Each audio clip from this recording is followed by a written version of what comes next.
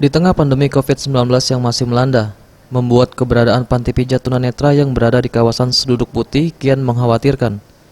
Di mana sebelumnya penurunan sudah dirasakan dengan dibangunnya pasar ikan, ditambah dengan adanya pandemi sekarang ini penurunan secara drastis dirasakan. Hal ini diungkapkan Ahmad Musoli selaku Ketua DPC Pertuni Kota Palembang. Jika di hari biasanya pasien yang datang bisa mencapai 70 orang per hari, namun sejak pandemi per hari hanya ada 20 pasien yang datang untuk dipijat.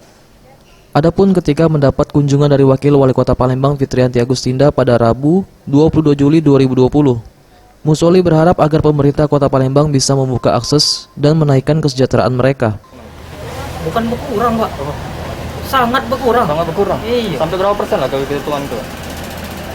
Kalau persennya mah lah ngitungnya. 90%? Biasanya pasien itu sekitar 80-70 sehari. Sekarang pasien itu paling banyak 20 sehari. Itu paling banyak. Itu pun hari-hari tertentu. Ya, emang kami ini kepengen membaca Bu Fitri itu meningkatkan kesejahteraan kami. Sebabnya pasien lah sepi ini nih. Ya, panti pijat nih labgoyur kesudut ini. Ya, jadi membaca nak dibuka aksesnya itu kan. Kalau Bu Fitri itu baca nolong itu kan. Itu Bu yang pengen tuh. Panti pijat yang sudah ada sejak tahun 1988 ini kini beranggotakan 62 orang yang mana 90% berdomisili di panti.